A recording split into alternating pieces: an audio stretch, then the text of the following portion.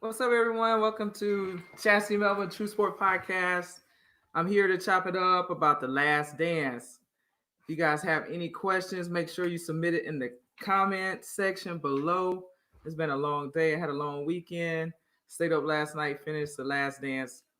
I don't know about you guys, but I learned a lot about Michael Jordan that I didn't know. Like, for instance, did you guys know that Michael Jordan was Black Jesus? I mean, growing up, in African American history class, they always said Jesus was black, but I never knew it was Michael Jordan. Never knew it was Michael Jordan. But anyways, I'm going to chop it up with Vincent, ask you. I'm going to bring him on the screen. We're going to talk about The Last Dance. We're going to give our thoughts. We're both former pros. He actually got to play against Michael Jordan. I just got to pretend like I was Michael Jordan. So let me bring him on the screen.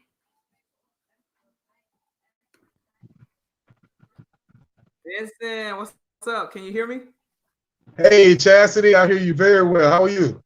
I'm good. You hear my music in the background? I had to play some music till you showed up. Oh, okay. That's a good thing.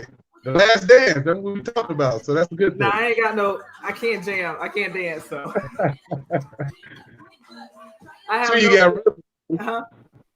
You got rhythm, move side to side. Nah, I have no rhythm whatsoever. But I can talk a good game, but nah, I have no rhythm. So Vince, let's go ahead and let's get right into it. Wow, there's so many things that stood out from the Last Dance documentary, which I will say, and you can back me up on this, or you can go. That was probably one of the best sports documentaries I know that I've ever watched. What about you?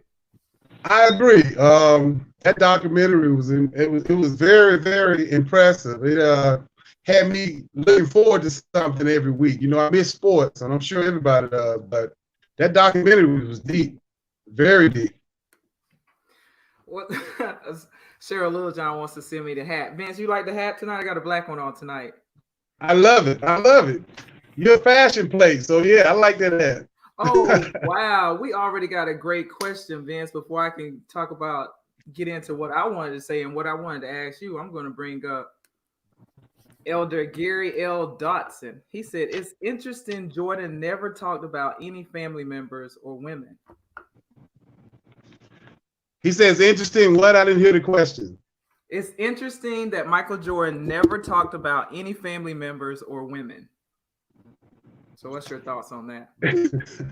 Yeah, that's very, very interesting. To me, that lets me know that he was a very, very private person. You know, and when he was on the court or doing basketball, that's exactly what it was. Even though, you know, from the outside looking in, we knew that he loved his mom, his dad, and his family. But yeah, he never talked about women. He never talked about his family. He just kept business.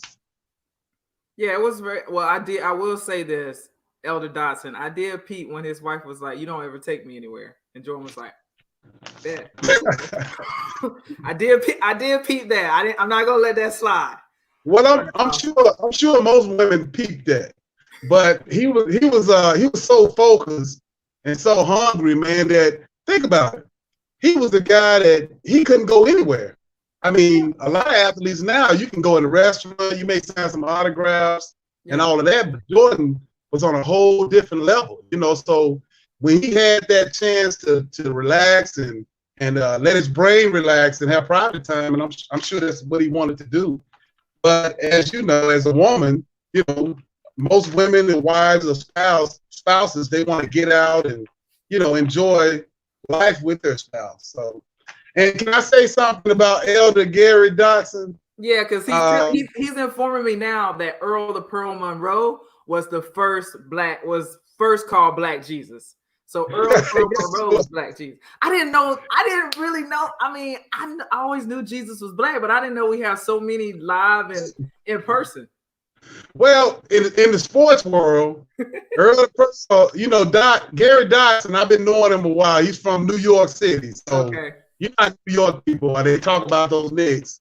And Earl The Pearl was the first Black Jesus. Earl The Pearl was big time. And I want to get into Gary Dotson whenever we talk about. I know we're going to talk about Gus, Jordan's confidant, and the guy that he really took a liking to. Yeah. And I want to say some things about Gary Dotson when we get there. Okay. So you're saying Earl The Pearl Monroe was Black Jesus? I mean, I heard from Charlie Rosen that Oscar, yeah, was like the greatest. Yeah, yeah. I saw film of Oscar Robertson, Yeah. and I know that he was a great all-around player, but Earl the Pearl had a little more flash and a little more swag to him. Okay. He had a little more flash to him on that basketball court. But yeah, what's his name? Oscar Robertson was big time basketball player. Yeah, they say. I don't think he gets. Let me say this: I don't think he gets the recognition as far as one of the greatest players ever that he should. To be honest with you. Okay. Well, Gary agrees with us on that, so he can stop giving us slack right now. He agrees with us finally. Okay. So my podcast, we're legit right now. Gary, thank you. You agree with us? Okay, the podcast is up and running. We're ready to go. Let's get right into it, Vincent. So I want to talk about a lot. I saw so many people. Obviously, everyone is discussing The Last Dance in the documentary. This is Chasity Melvin, True Sport Podcast. I'm here with NBA veteran Vincent Askew, and we're gonna, give it to you straight. But I really thought a great theme that I took from episode 9 and 10 was Michael Jordan developing his relationship with Gus and Gus becoming a second father to him. And I know that I had strong mentors as a professional athlete. Obviously, I had my parents, but I also had some great mentors just to kind of keep me balanced because there's so many things that come at you as a professional ball player. So tell me about a mentor you had and how you thought how Jordan just showed how smart he was to even know that, like, I might, I don't really need anybody, but the fact that Right. he that was so important to him to have that relationship with Gus. Well, it really hit home with me because I never met or knew my father. And so let me go to high school first. It'll be quick. Then I go to the pros. High school and college. My high school coach, he played at Mississippi State. He started at point guard from New York City. He used to bring guys over to play against us, college guys, big time guys. Yeah. And Gary Dotson, the elder Gary Dotson was one of the guys that he brought over. He was a big time player, point guard, knew the game. And so myself and my best friend Tavis, he used to keep us after practice. And he used to actually show us little things. Yeah. And not only that, this is the best part. He used to actually take us to eat, because we were broke. He used to take us to eat, take us to the Y, work out with us. And he always told us positive things about life, doing the right thing, basketball. And so I kept a relationship with him from then in the 10th. I was in the 10th grade, all the way through. And he used to run this tournament. He still does in Dallas, the FedEx tournament, where you have a lot of pro players and stuff like that. And I always went. Every year I went. I had to go because he's a guy, man, that he never asked me for money. He never told me anything negative. Some guys tell you what you want to hear. He always told me and gave me stuff I needed to hear. So I love that dude, man. And when I got to the pros, it was a hostess, the people that actually sit you down in your seats and things like that. Her name was Miss Shirley. And she was 68 years old. My grandmother had raised me. She was more like a mom, grandmother figure. And she had a son my age. So she was her house was a place. I used to give her Christmas gifts. We always hung out. I used to take my family over there. And she was the kind of person that I could go there and I could relax, let my hair down. I'm bald head, but I could let my hair down and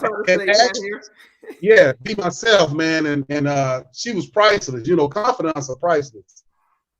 No, I get it. I thought it was really great theme, and a lot of people probably don't know this about professional athletes, but we like consistency. We have our pregame routine, so the security, the hosts, the ushers that worked at the arena, we really bonded with them. Whether we had a routine of always slapping their hands or always talking to them before the game. I remember when I got traded from the Washington Mystics to the Chicago Sky, one of the ushers, one of the security workers at the arena, like gave me a big hug and was like in tears, and that it's just like I really missed them when I went to another franchise, when I was traded to another franchise. It was just like, it was just part of the game. Like, I'm going to see Miss Shirley, I'm going to see Charles, I'm going to give him that. We're going to chop it up before the game. So they became family. So I thought that was real interesting how they made that a part of the documentary and showed how important those people are. So shout out to all the arena workers, because all the professional athletes got mad love for them, whether it was sneaking somebody in or out, ushering our families where they needed to be. They were our people. So I'm glad they got some shine in that situation. Moving right along, let's talk about Steve Kerr. My dad asked me last night while we were watching, he was like, do you think some of the young athletes are watching this and learning anything? And I thought the segment about Steve Kerr, learning from John Paxson and realizing, look, I'm not that talented, but I can figure out a role. Talk a little bit about, because I know a lot of the pro athletes, they always want to be the star or the starter, and they don't kind of look up to the guys that have that certain role that can, come in off the bench, either shoot threes, rebound, like Dennis Rodman. So talk a little bit about that.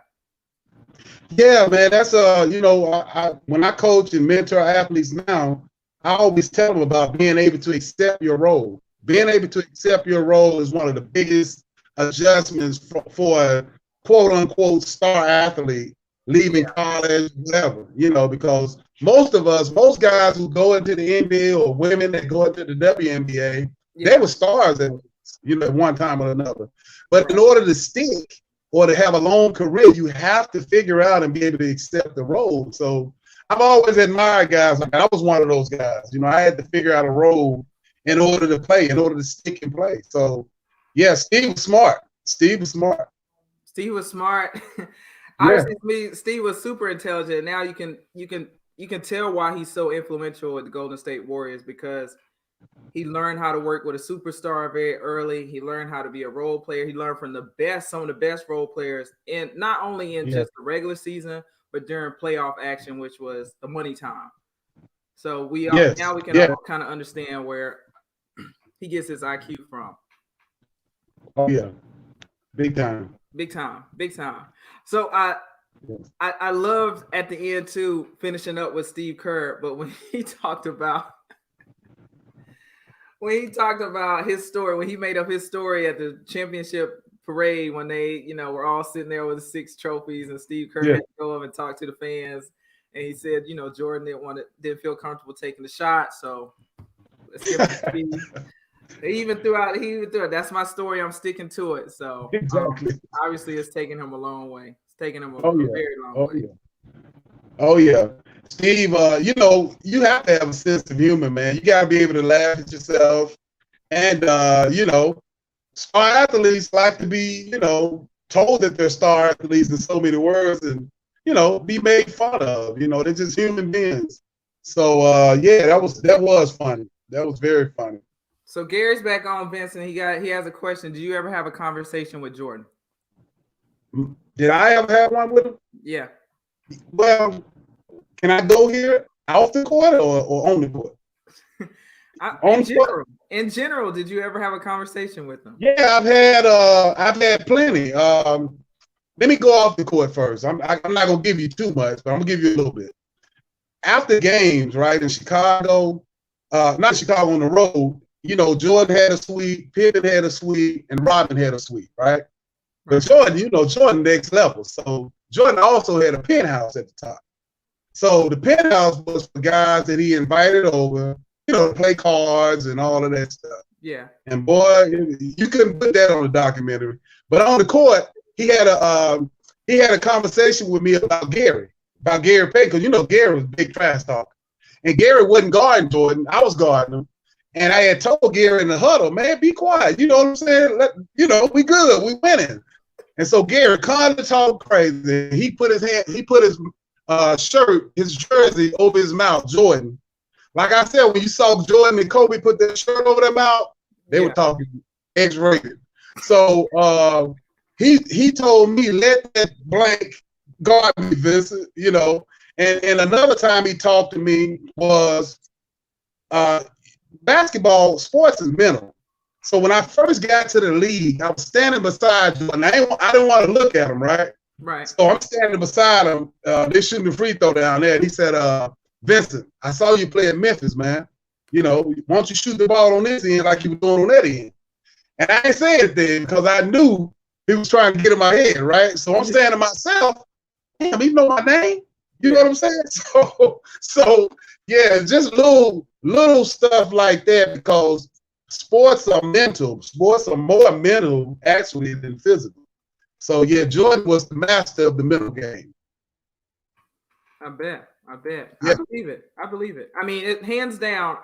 I've never told anyone this story, but I actually practiced once I became a professional. I actually practiced shooting free throws with my eyes closed because I said, With your eyes closed? yeah, I wanted to be like Jordan. I wanted to like talk junk in the game and be like, okay, I'm gonna shoot this one with my eyes closed. I never That's did hard. it, but I did. I would practice it at the end of practice. I would shoot free throw after I shot like 100 or so free throws. I'd be like, okay, I'm gonna practice a few with my eyes closed because I thought that was the best. Like, you can't beat that. Like, when he trash talk and said, okay, I'm gonna shoot this one with my eyes closed, and it was right. like, for me, that was like the ultimate of like talking trash. So Did you make it? No, I made them in practice, but I never did it in the game. Never. Wow. If I was like a 90% free throw shooter, I probably would have, but I was always 60s, 70s. So nah. I ain't trying. Yeah, that's a tough thing. Yeah, I tried it in practice a lot, but I never had the nerve to do it in the game. So, you know. No, that's crazy. So it's crazy. Every show we have, obviously I love chopping it up with you. We're talking about The Last Dance. This is Chasity Melvin, True Sport Podcast. I got Vincent Askew, former NBA veteran. Name some of the hardest players that you've ever guarded or played against that never made it to the league. This is Will Jernigan. That never made it to the league? Yeah, that never made it to the league. Whoa, shoot. Let me see. In college, well, let me go overseas first. It was a guy named Oscar Smith from Brazil. Yeah. He played against Memphis in the Olympics. Man, this dude was a real deal, man. He was big time basketball player. In the CBA, the Continental Basketball Association, which was sort of like the G League now, but CBA was tough. Anyway, man, I played against plenty of guys in the CBA. One was, I mean, he played in the league a couple years, Derek Gervin, George Gervin's brother, right? And so I'm going into the game. I got Mario Elliott with me. I got guys who actually went to the league and played 10 years on my CBA team. Derek gave us 47. He gave us an easy 47, because Iceman didn't sweat. So we started calling him Iceberg. So he was one of the best scorers that I've ever played against. Big time. High school, man, there was so many guys in Memphis, man, like Ron Huey. He ended up going to Arkansas. A guy named Roderick Watson. He went to Wake Forest. It was so many guys in Memphis that could hoop. So it's a long list. Yeah. For me, I would just have to say my best friend from high school, Felicia Autry. She played at Campbell University. She was probably a lot better than me, a lot more athletic. She got a tryout with Charlotte Steen, but she ended up getting pregnant. And now people know back in the day, WNBA didn't have rules. When you got pregnant, you got cut. So that's the way it was. Did you? Yeah, Vince. Wow. Everyone's learning about my pro league. Yeah, it's kind of crazy. So, but hands down, she would have been super. I wouldn't say she would have been better than me, you know what I'm saying? But she would have held her own. But she was probably the most competitive person that I know. Let me name one more guy. Point guard. He played at Melrose High School. Sidney Atkins. Sidney Atkins signed in Memphis before I did, right? Right. Melrose was like AAA. We were AA.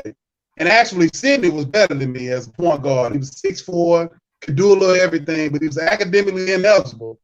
Thank God. Because Sidney could really play. We played on the same AAU team, and he was big time, man. Big time guy. Yeah, just talking about some of those players, like there are a lot of guys I know that were super talented, and that as well as So that's why I feel like getting back to The Last Dance and just this is what we really talking about. Yeah. I think Michael Jordan, if he showed young athletes anything, is just to really truly love the opportunity you have. Like he could have been just great. He could have been just a great basketball player and not really chase 6 championships. But I think I believe the way he ended the documentary when he was saying, I was just a guy from Wilmington, North Carolina, and I came to Chicago. Like he understood where he came and he really appreciated being in the pros because he knew his brother was really good. His brother would have been taller. His brother would have been in the pros. Exactly. So, Exactly. so we all know. I think all the professional athletes, some of them don't quite appreciate it, but we all understand that, you know, it's a thin line of being in the pros and not being in the pros. It really is, Chastity. That's a great statement because it's a privilege to play sports. It really is. It's a privilege. And to get to the highest level, think about it. I don't know how many women there are in the WNBA, but in the NBA, it's only like 450 total out of millions that try, right? Right. And it was less then. It was like 300 and something then. So when you make it, when you so quote unquote make it, that's when the work really starts. You got to continue to work, man, because there's always people that is trying to get to where you're trying to get.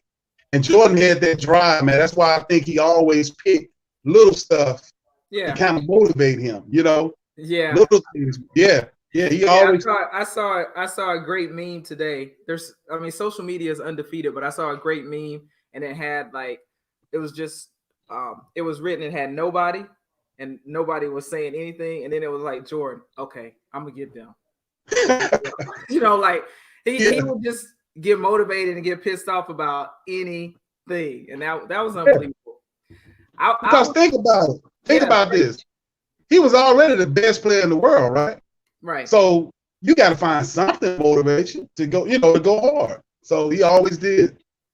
I always went hard because I knew there wasn't a professional league when I was coming up. So at the end of the day, that was my motivation for me playing in the W. Like I was a part of an organization that folded, the Cleveland Rockers. So when your team folded, it was back in the day when teams folded. Like when you have a team fold, you understand it can be taken away really quickly. So that's what motivated me game in and game out. We got another question from Will Jernigan. If the Sonics never traded Pippen, would the Bulls ever become iconic? And how many chips would the Sonics have won? If we would have traded Sean Kemp for Pippen, Sean Kemp was a great player, and a great player. I think Pippen could do more, if you know what I mean. Pippen was more all around. He was a great team defender. He had long arms. He could rebound. He was smart. Right. Kemp, but think about this. In that triangle offense with Sean Kemp and Jordan and all of them, they may have been a problem. Right. It may have been a big problem over there because Kemp was a beast. He was a beast, but it would have been fun playing with Pippen, but Kemp was my guy, though. That was my guy. For sure, 100%. Let's talk about let's talk about Dennis Rodman. First, I just want to preface this that my grandmother has always told me, if you're really good at what you do, you can get away with coming in late. You can get away with a lot. Yes. And I think the theme I took from Dennis Rodman, missing practice, joining WWF, everything. He was so good at what he did. Yeah. Yeah, it was. Yeah. So talk a little bit about that. Just imagine. Well, first off, you got to give Phil Jackson and Michael Jordan all the credit because they knew how important he was to the team, right? He was very sensitive. Dennis Rodman was a very sensitive guy, but he had to get away to blow off some steam. It sounds weird to some people because most coaches, 99.9% of coaches wouldn't have done it. And when he went to the WWE, they would have suspended him for the next game. Think about it. And that wouldn't only punish him, that would punish the team. And the team didn't deserve to be punished. I mean, you can fine him. But Michael Jordan accepted him. Michael Jordan was a master between the ears, man. And Phil Jackson, to me, was the best of the best. And so for Dennis Rodman to do it, Dennis was different, man. It's some guys that have played that were kind of different guys, So I credit Michael and Phil Jackson for putting up with him and knowing the importance of Dennis Rodman because he was key. He was the key. Dennis Rodman was a beast. Was a beast. His lowest rebounding average was 14 rebounds a game. Lowest? Yeah, that's the lowest. Yeah. 14. Dennis Rodman is so underrated. So underrated because his IQ, a lot of people may not know this. Dennis Rodman's IQ was through the roof. He had one of the best basketball IQs in the world. He knew how to get under your skin. He was a great defender. He could rebound from anywhere. Like you said, his lowest average was 14. And he was a great passer, too. He was a great passer. And he knew who he was. So Dennis was a great player, big-time player. Speaking of like just everything, great players. When Michael Jordan said he can't accept not going after 7 championships, you know, like I just started having all my flashback moments of those times in the pro where we wish things would have been different. We wish you hadn't traded this guy or this girl from the team. You know, there's just so many transactions that go on as a professional player that you think about, like, why did they do this? Like, we were so close. And that's like, I know a lot of athletes like felt his pain when he was like, I can't accept it. So is there something or a situation during your pro career, maybe a trade, maybe you got traded, maybe you went to another team that you just can't accept? That's a great question. Yes, it's one that comes to mind. 1996, we played the Bulls in the finals. We lost in 6 games. If we would have brought that same team back, I really believe we would have won the championship. We had a new GM, Wally Walker, and some guys like myself, he really didn't agree with because my role was to come in and to disrupt whatever you're doing, period, by any means necessary. So I knew my role, I did my role, and we were winning, and we loved each other, right? So he traded me, and that next summer, George Carr called me. Gary Payton came to my house. I live right down the street from Gary. And Gary was like, man, come on back, man. You know, just take that 1-2 year deal. Come on back, kick it with your boy. And George Carr, who had coached me in the CBA, practically begged me to come back, but my pride didn't let me come back. So that's one thing, if I could turn the clock back, that I would have definitely done. I would have went back to Seattle. I definitely would have went back. I feel you. I had a contract negotiation, and I could have stayed with the franchise. I was loyal to the fans. I loved this certain team, but I could have gone to a championship contender and played with one of the best point guards that probably ever played in the WNBA, Sue Bird. And I chose to stay with my franchise. And sometimes I wake up out of my sleep on that one. I definitely would have won the WNBA championship. I've never played with such a talented point guard, so I don't know what I was thinking. That's crazy. Yeah. You know, it's good sometimes for athletes to have people around them, because a lot of athletes have entourages or friends that tell them what they want to hear.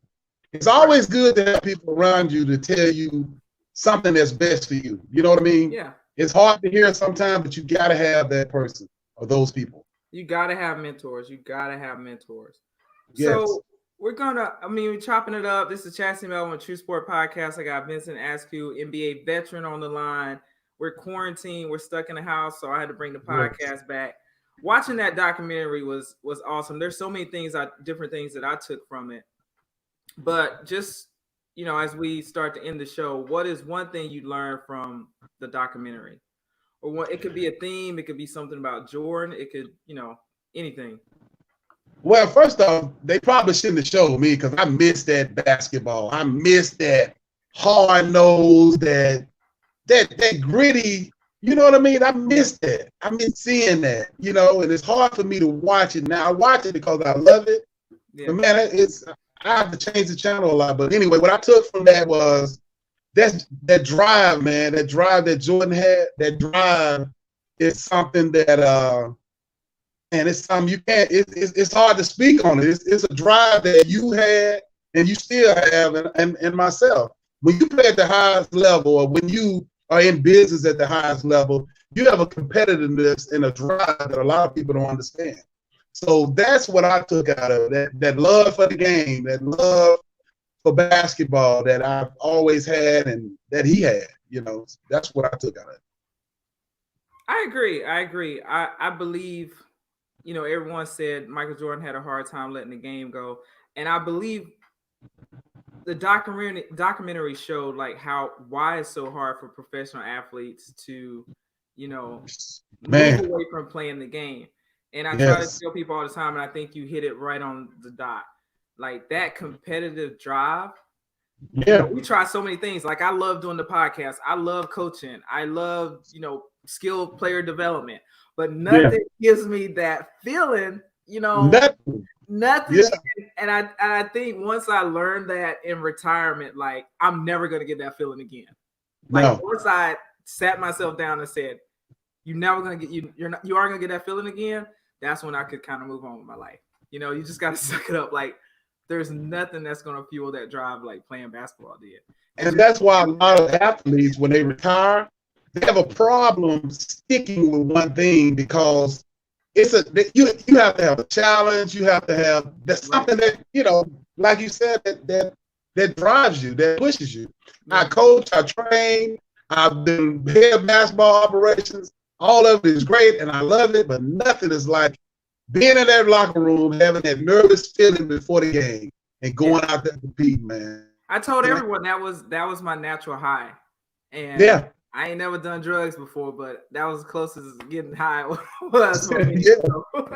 Definitely. So definitely, and post retirement, I know that was we went through rehab because we didn't have it anymore. So it's one last question before we end the show. We have Travis Allen. Did you play with Latrell Sprewell? If so, what are your thoughts on him as well as Coach PJ Carlesimo? That's my guy, old Trail. My thoughts on Latrell Sprewell. For people who don't know him, Trail Sprewell is one of the most giving, loyal people that you can meet. He's a stand-up dude. Let me go here first. PJ Carlesimo, college coaches, college and pro is totally different. When you get in college, you can talk to 18, 19, 20-year-olds a little bit different than you can talk to, and it shouldn't be like this, but this is the reality. You can't talk to grown men with kids and a wife like you talk to little kids that you're trying to mold. Your job in the pros is to teach the game and coach and adjust and stuff like that. So PJ was a great coach, great person, but the disrespect that he showed Latrell, they didn't show that part. They just showed Latrell choking him. Latrell was wrong, and he know he was wrong, but, it happens like that when you disrespect a person, like a Latrell Sprewell. But Latrell, I thought he was a great player. I think he junior college guy who had to scratch and claw his way up for everything he got. And I just hate that he left that bad mark on his name. I hate that for him. Yeah, I mean, there are so many athletes that never really got a second chance. Ron Artest, well, he kind of got a second chance, but at the end of the day, I'm glad you. I mean, we could talk forever. But we want to make a podcast, short enough for everyone to watch because everyone has a podcast out now. But we're really giving some great insight. This is Chasity Melvin with True Sport Podcast. I'm chopping it up with Vincent Askew, former NBA veteran. Talking about athletes kind of making those rash decisions in the heat of the moment. I remember. I don't watch the NFL, but I know there was a big incident where the guy took his helmet off and he hit the guy with his helmet or something like that. Something happened in the NFL, and Shannon Sharp and everybody was like, "You gotta control yourself." Right. And I just think I'm not like that person. Like you talked about how you used to be a goon. You guys got in fights in practice. Like, I do remember one time I got elbowed so hard in the back of my head in the game. And it's just like you black out for a moment. Yeah. And I had the ball in my hand, and I turned around. I threw the ball as hard as I could. At it was Lisa Leslie actually. She elbowed me back in the back of my head, and I didn't even see it. Like it was just like all I saw was black. Some people I might have saw red. I was so mad. Right. I turned around and I had the ball in my hand. I just threw it at as hard as I could. Of course, I got a technical foul, but at the end of the day, like. Is that normally what I do in the games? No, but sometimes you just gonna lose it. Like heat of the moment. And I'm glad you mentioned people on TV. That's their job, but you got to realize, and Shannon was an athlete. We still human. Athletes are human beings.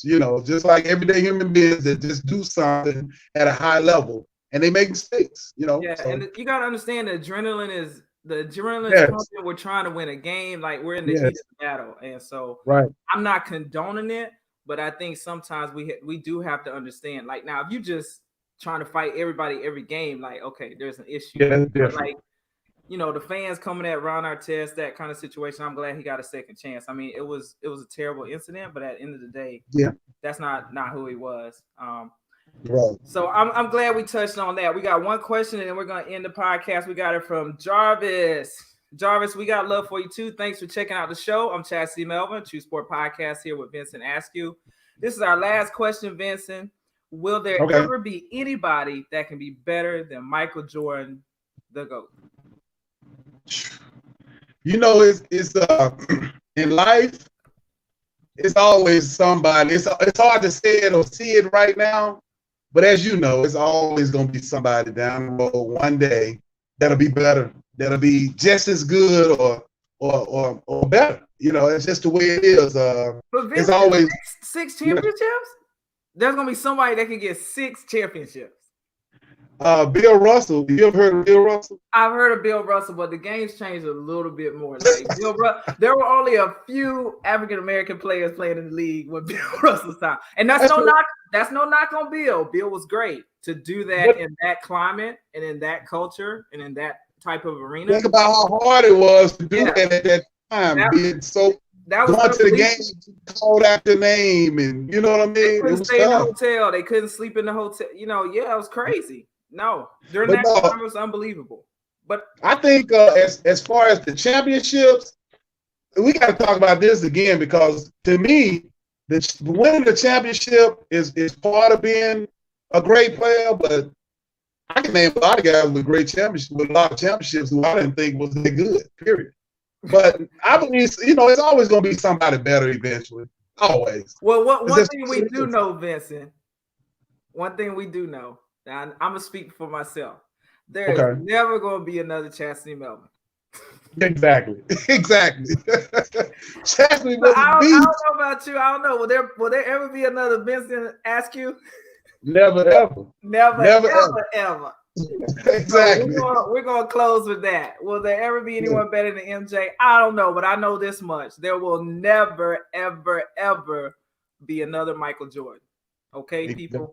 This is Chasity Melvin True Sport Podcast. We're signing off. Thanks, Vincent, for joining me. Thank you. The Last Dance was definitely a great documentary. Hope to have you back on the show. I'm going to try to get this podcast back up in movement. You guys subscribe to my YouTube channel. I need 100 followers so I can put Chasity Melvin on the end of that URL.